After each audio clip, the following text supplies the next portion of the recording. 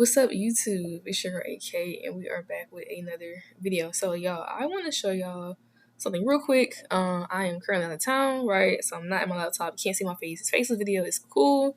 Happy Father's Day to everyone, celebrating Father's Day. Hope you're enjoying your time with your father. I am currently enjoying the time with my father, right? But without further ado, I just want to go ahead and jump into this quick analysis, right? We are looking at GBPAUD, right? GA.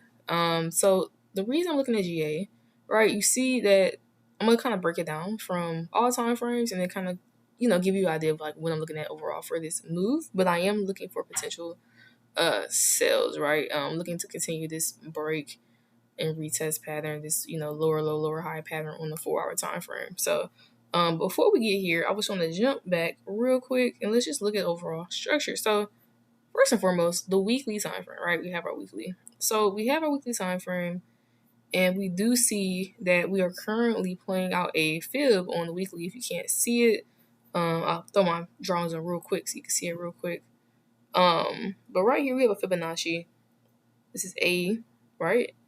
B, we broke to the downside, right? C is this retracement. We're in this golden zone, right? And look what happened, right? Last week, remember we finished as a doji, right? So this is a doji showing indecision, and then the week prior we had this bearish engulfing candle. So we have a lot of bearish sellers stepping into the market, right? They stepped in around the psychological level. So it's around this 1.9 thousand levels where they stepped in. So we have the bearish momentum on our side right now, right?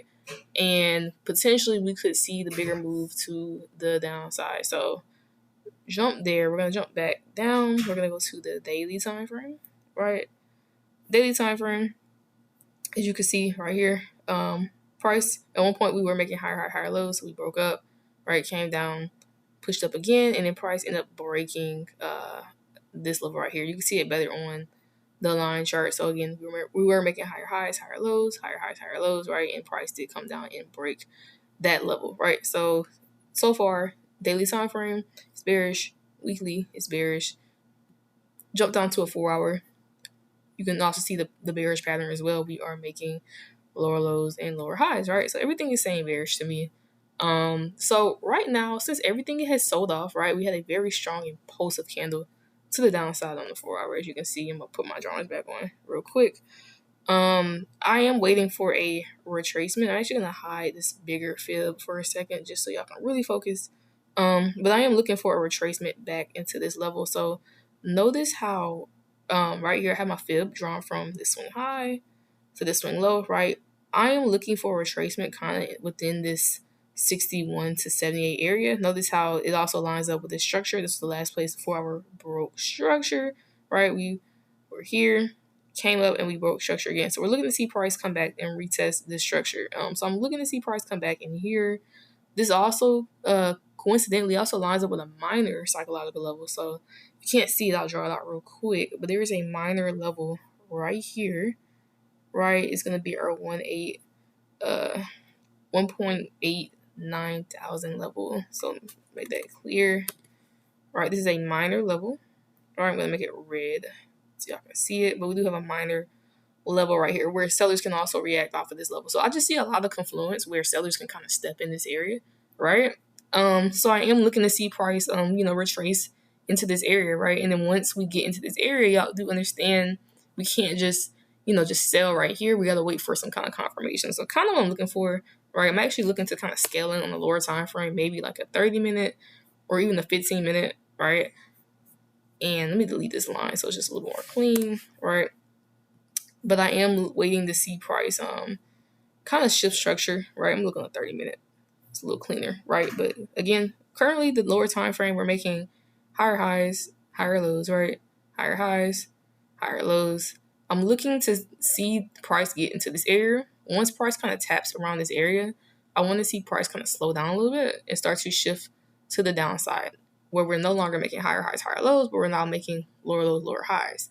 Why am I waiting for this? I want to see my lower time frame match up with my higher time frame, right?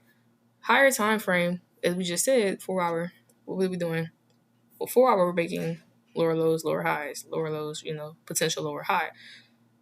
I need my lower time frame to also, be in sync and give me that same movement as well. So once I get into this area, right, and as long as price stays below my area of interest, right, so this is my 4-hour area of interest right here, as long as price stays below this area, or let's say price breaks above, but it comes back below it, right, and then on the 15-minute, we start seeing that shift of structure, that's going to be my entry signal to basically enter sales. And as far as targets, I am looking to target this liquidity. So there's 4-hour liquidity sitting right here, so I can mark it out.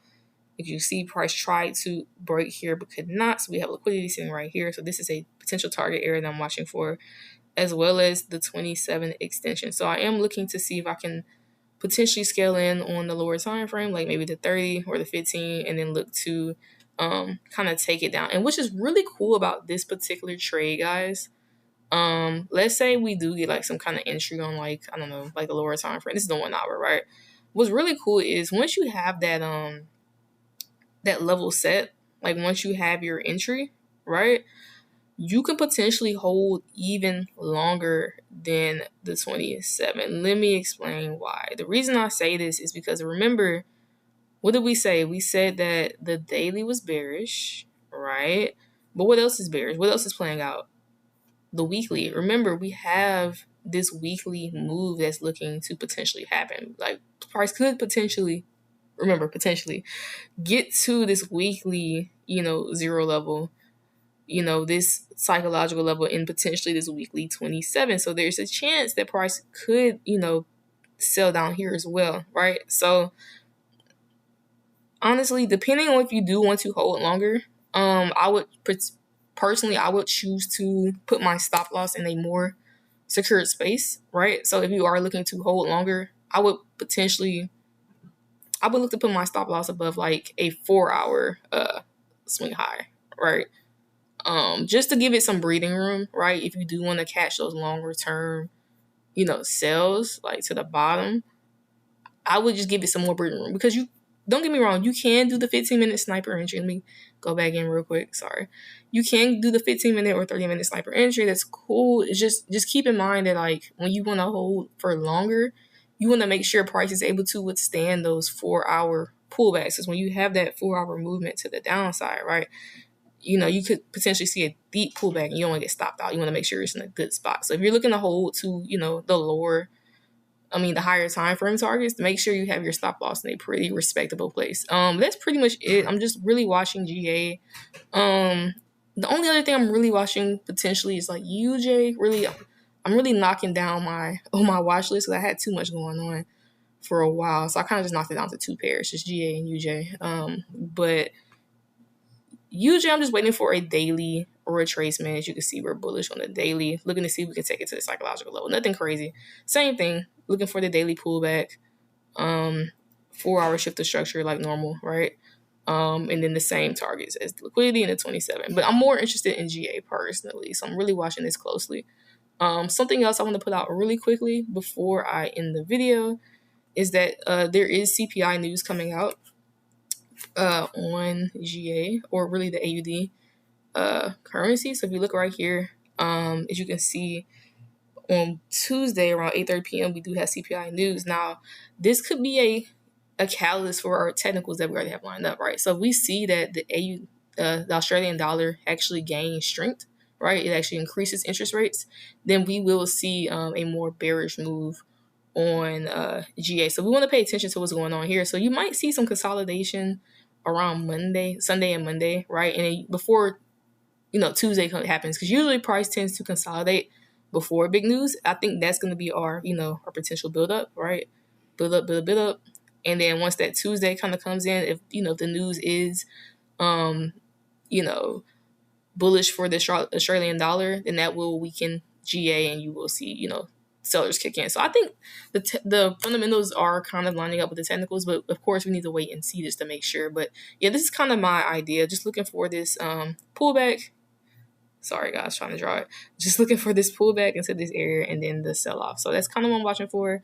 This is just an idea, right? Not financial advice. But I am looking forward to seeing this trade potentially play out. So y'all let me know what y'all think. And yeah, I'm gonna end it here again. Hope y'all are having a great Father's Day. And yeah, until next time. Bye.